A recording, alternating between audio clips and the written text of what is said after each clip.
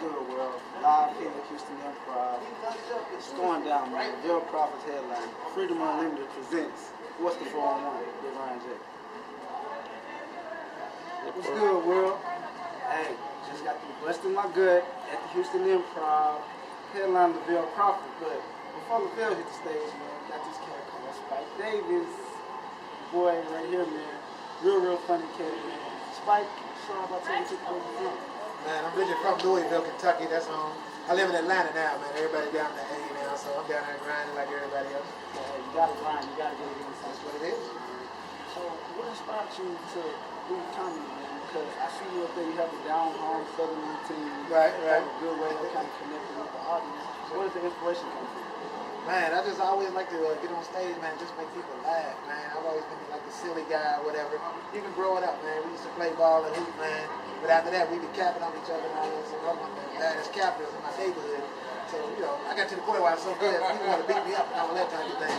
But I had two biggest brothers, so that kind of slowed them up on that. But it's just always, man, I like to make people laugh, man.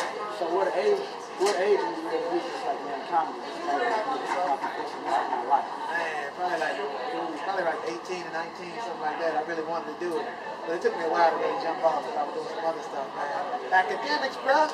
Yeah, that's what I'm talking about. 4.0, baby. 4.0, hey.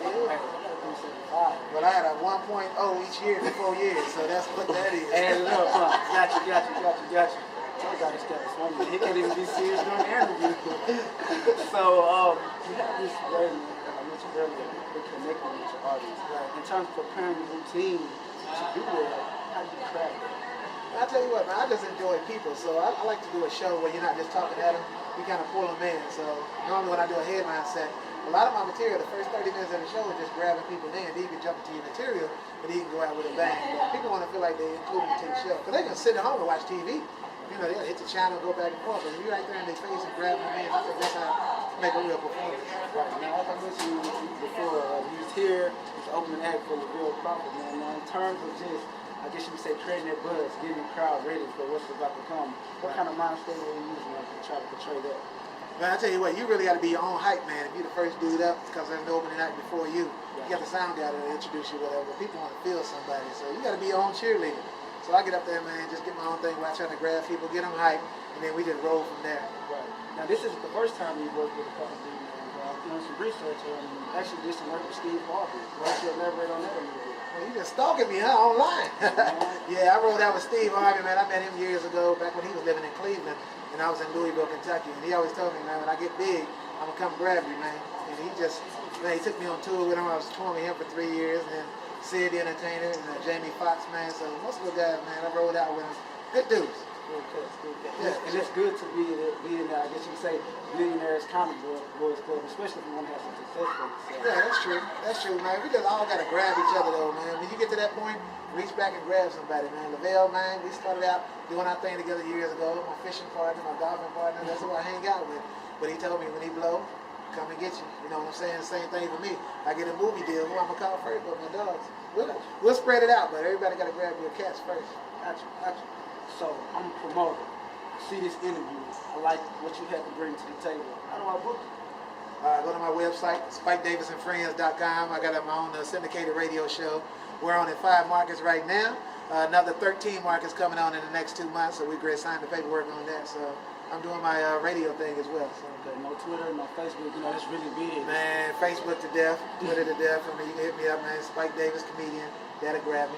You can find me. I'm easy to find. But if you go to @realryanjrudd.com or realryanjrudd Twitter, you'll get a link with him because I'm pretty sure me and him will be following each other after the interview. That's what I'm talking about, man. Hook me up, man. I want to host some events, man. Gotcha. I do weddings, man, family reunions, funerals. I host it all. I don't even care. So you're really like a jack of all trades in terms of MC. Yes, sir. The game show we got, man. On your beat, co-host with Lala, man. That must be really, really good for you working with BET, man. Yeah. I started working with BET, man, really, when they really started doing Comic View. I was one of the first people to go on the show and do the thing when DL was hosting. And then after I did that for a while, man, they called me back and asked me that I want to host a game show. So I'm like, what the heck? I'll never say I can't do something. So I'll go out and try it, but I hosted that for a season. It's called On The Beat, and Lala was my DJ and co-host. So we just had a good time asking people musical questions and stuff. It must be pretty fun working with Lala, man.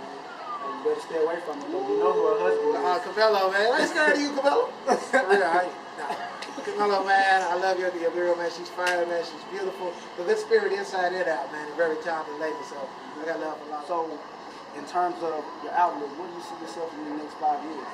Man, the radio station is really starting to take off, man. My radio show, SpikeDavisandFriends.com. My show, we did a cruise to Nassau, Bahamas last year. Coming up February next year, we're going to Jamaica for 5 days. So the radio show is taking off. We're looking at some international markets. I did some shows over in Bermuda. And then when I'm in Jamaica, it's going to be working / business trip. And then kicking it. So I'll be grabbing some station down there. So black people doing positive things. 2011, we're on the move, we're in the transition, and trying to empower ourselves. Houston Improv, Ryan J. We got the 401 with Spike Davis. There it is.